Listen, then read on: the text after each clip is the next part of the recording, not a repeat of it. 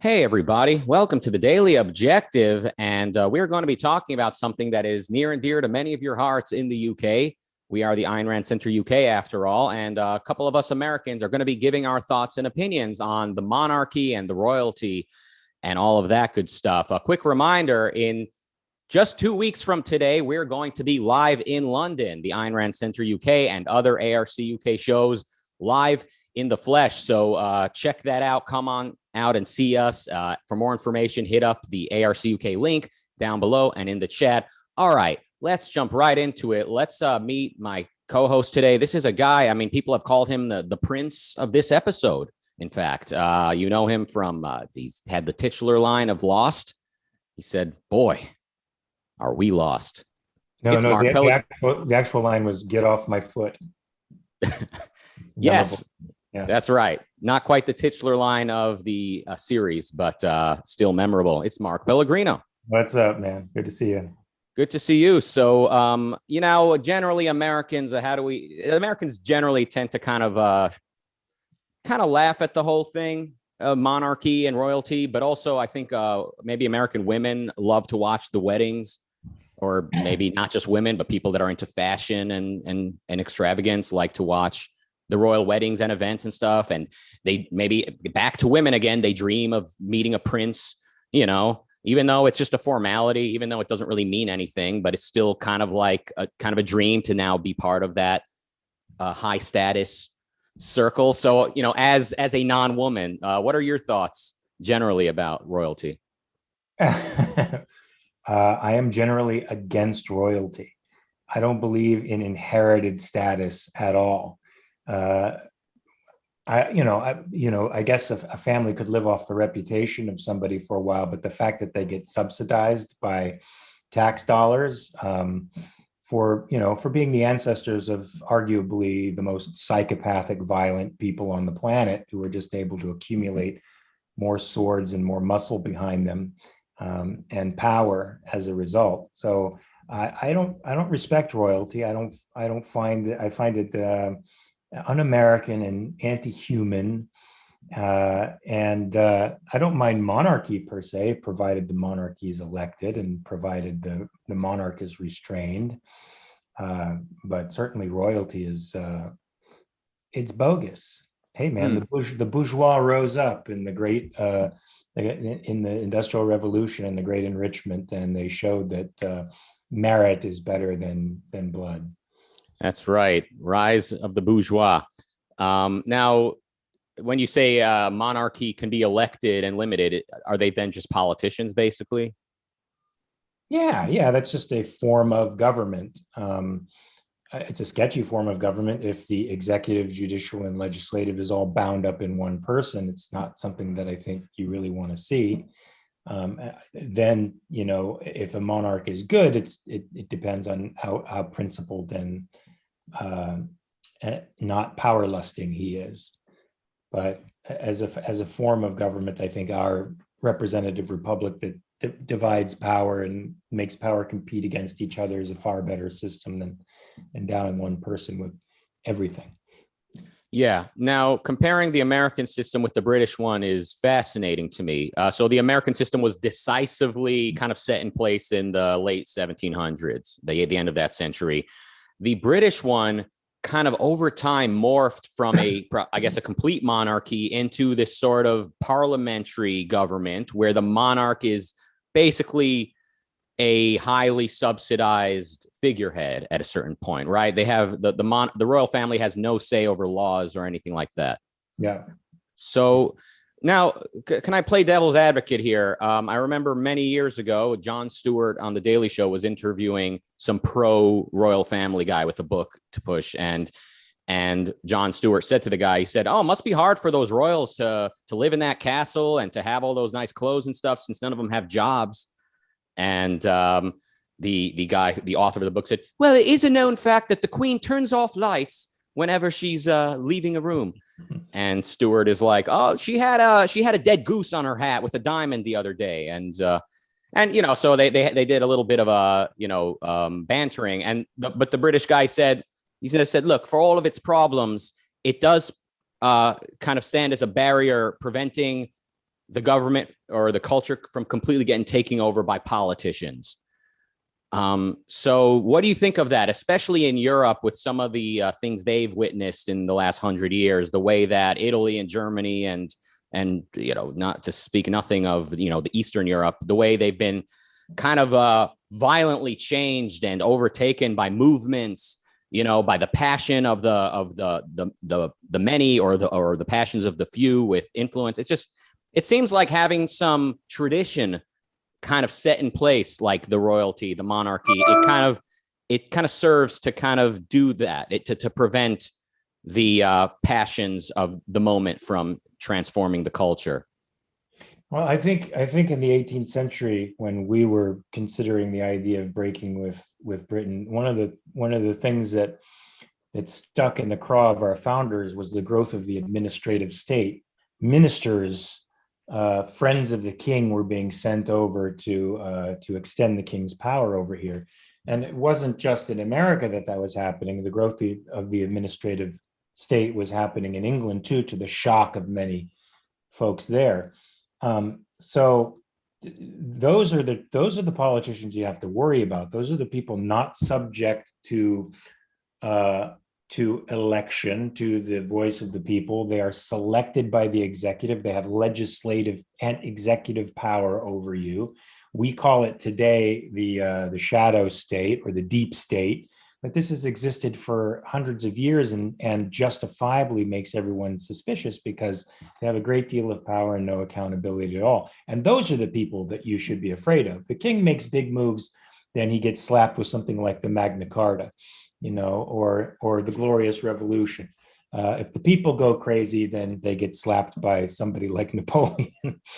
But the deep state goes crazy, and it's really hard to pin the tail on that donkey. So it sounds like you're saying that the deep state is kind of a much bigger threat than the monarchy, which can be tamed. Sure. So do you see some merit then in the idea that once the monarchy is in place, it's a nice idea maybe for the British to keep it in place, just as kind of a symbol of like, we're not going to have, any political movement, like sort of change us rapidly. It's kind of like as a symbol of tradition and respect for the past.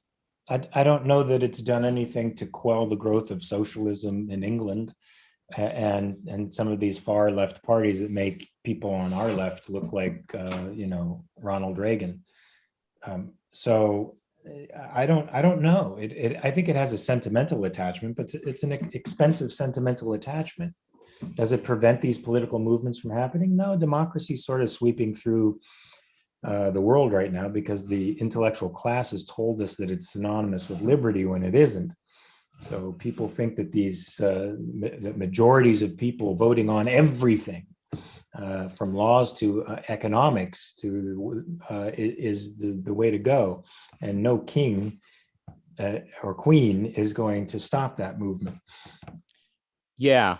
And speaking of democracy and majority rule, that brings up utilitarian arguments in defense of the monarchy. People say, yes, the tax dollars are funding their lavish lifestyle, but the tourism that the royals bring in, help the economy and help people. So it's a net benefit, as though like me not living nowhere close to the castle, paying taxes, I'm going to be comforted by the fact that someone I don't know is going to make money selling hot dogs outside of the castle to some tourists.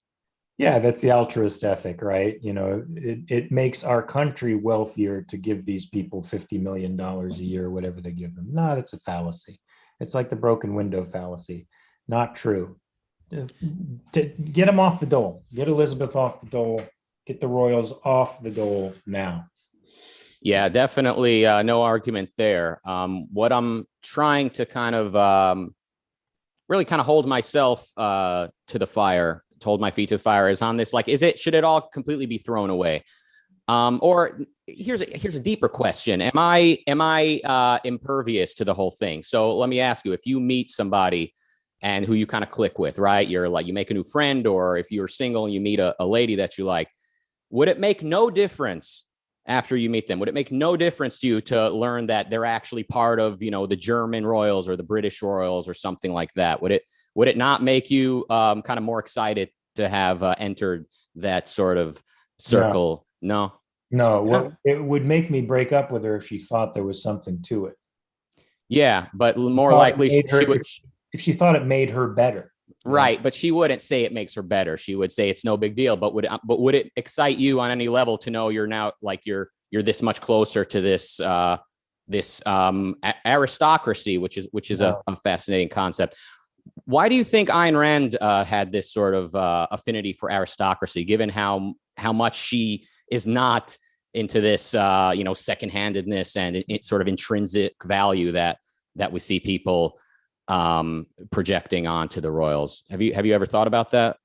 Do you know what I'm referring to? I mean, I'm not exactly sure what you're referring to, but it's not like it's that an educated, powerful and confident being is not unattractive. That's a very attractive thing. And I think it was more the bearing of an aristocrat and the confidence of an aristocrat and the idea that you owned your space and you were sort of the alpha dog, the top dog in your domain, which is what a royal brings to any situation, right? No matter how wealthy the merchant got, he still was not an aristocrat, could never be one. Even if he bought, like Shakespeare did, a coat of arms, he still could never be an aristocrat and would be looked down on to a degree. So there's something about that elitism that is not unattractive. Mm-hmm. Yeah. So I guess I was referring to like in some of Rand's novels, I think, I don't remember specifics, but maybe some of the characters had like ancestry that were aristocrats or something. But yeah, I mean, I get what her artistic choices, especially when Rand is younger and still kind of figuring it all out, it should not be taken as, as a value judgment. That's part of her philosophy. But yeah, I've always been curious about that. I mean, sophisticated, urbane person, multilingual, literate, worldly, all of those things I can associate with an aristocrat. And those are qualities that are interesting for anybody to have. Yeah. The aristocrat part, the inherited part, if you put any value in it or anybody else puts any value in it, like that would really make my skin crawl. If I was on a red carpet and somebody said, "This is the prince of so-and-so," I don't know what I'd do. I don't know what. Right.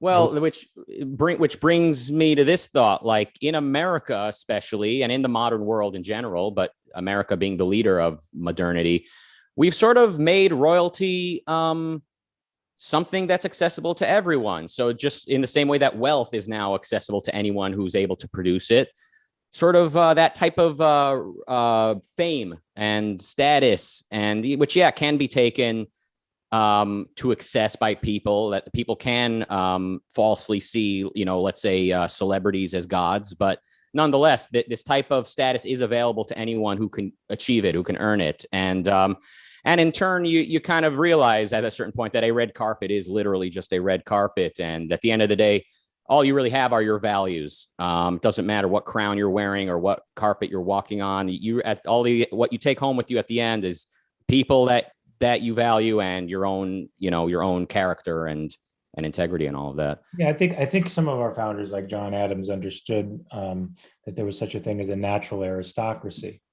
and they liked that. They felt that people like that should be the ones who held the reins of power, and that's true. And a natural aristocracy is someone with real ability, somebody who's capable and efficient and effective at what they do, and they become wealthy and prominent because of their skill. So that's the kind of aristocracy that I like. Yeah. And anyone who earns a living in the capitalist society is a king. You're the king of your own home. You're the king of your own company. It really is remarkable. So that if you just kind of step back and kind of look at things with a fresh set of eyes, you realize, like, yes, it is incredible how everyone now can be a king and a queen.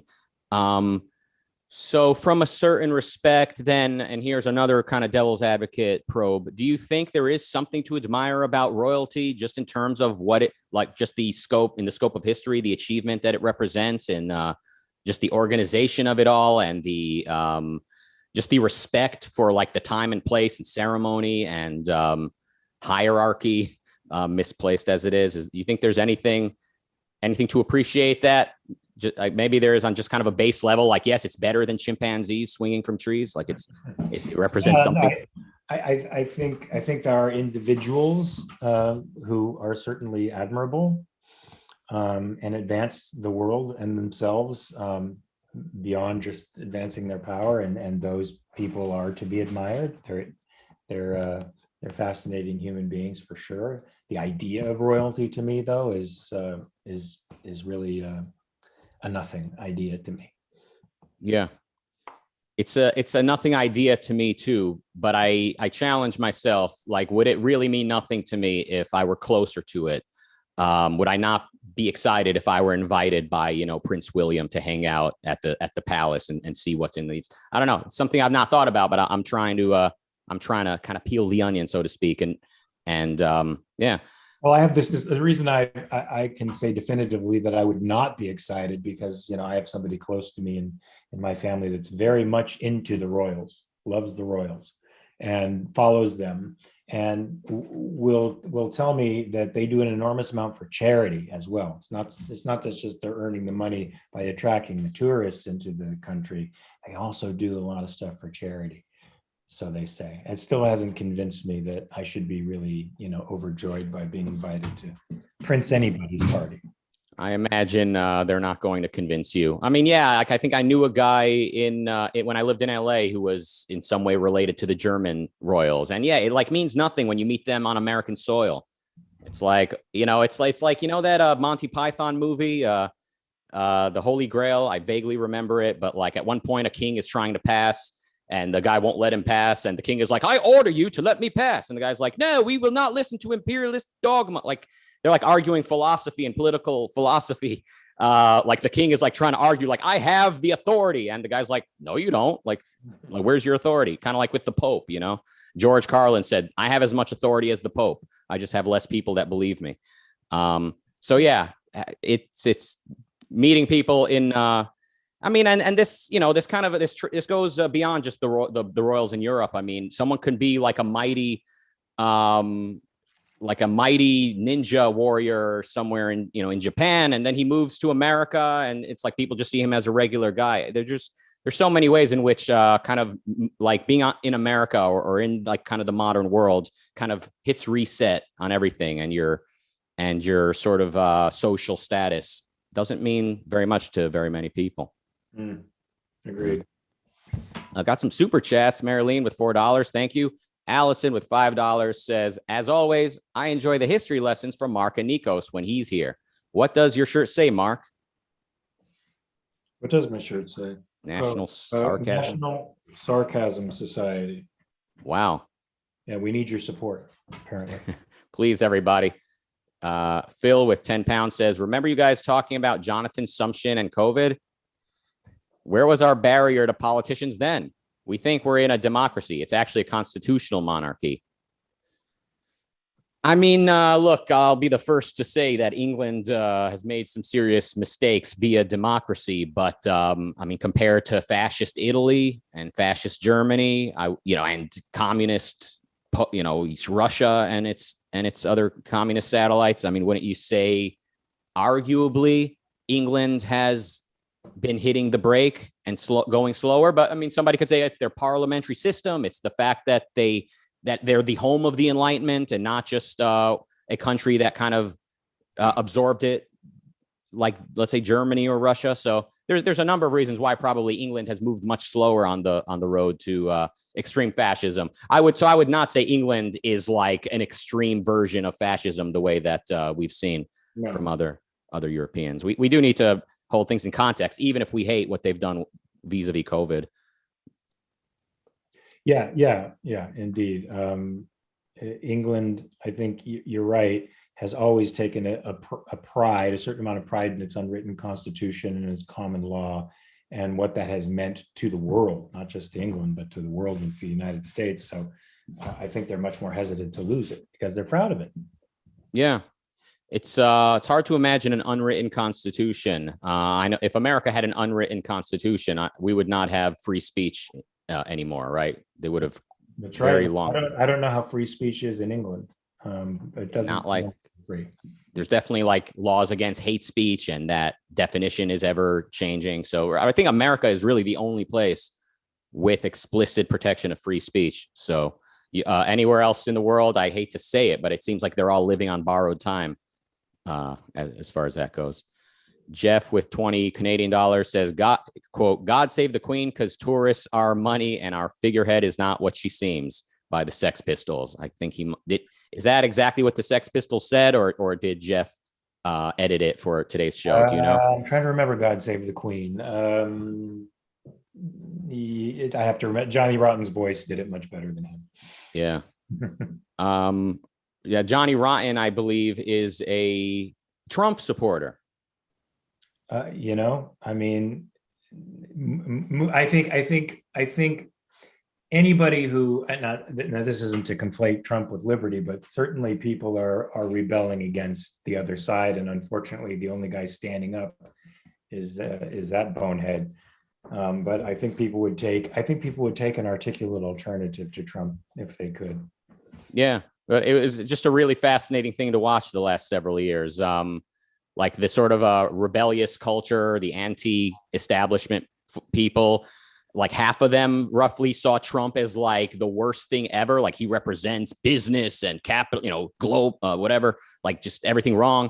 And the other half of like the punk rock world was like, this is exactly what we wanted. This outsider, anti-global trade, shaking up the system and upsetting everybody. Like he's politically incorrect. Like, so interesting to see that this kind of undefined culture, this sort of undefined, implicit philosophy that punk rock always was, it kind of got split by someone like Trump. You could see it. They had sort of strange conservative elements in the punk movement, skinheads, anti-hippie. They were the anti-hippie movement. The music was a rebellion against the hippie age of 60s and the 70s. And they said many of them gravitated towards imagery that, was fascistic and anarchistic in nature. So it's not too surprising to me that a guy like Johnny Rotten would go in that direction. Yeah. And a lot of people, they would hear fascistic and anarchistic, and they would think those are two opposite ends of the spectrum. But it sounds like you saying, and I would agree, that really anarchism is sort of opening the door to statism, ironically enough. But that's, yeah. Roland with 499 says, I'm more into dating Aristotelians than aristocrats. Well, yeah. So if any Aristotelian ladies are watching this, Roland, give him a click and say hello. All right. Those are all the super chats. Okay. I guess we can call it a wrap there. This is technically a 20-minute show after all. So I guess if you have no more thoughts, we've exhausted all of our ammunition. Yeah. Well, could we just touch upon this? It does seem like the Royals are being canceled by Markle. Is that her name? Meghan Markle, the latest addition to the Royals, because she's Black.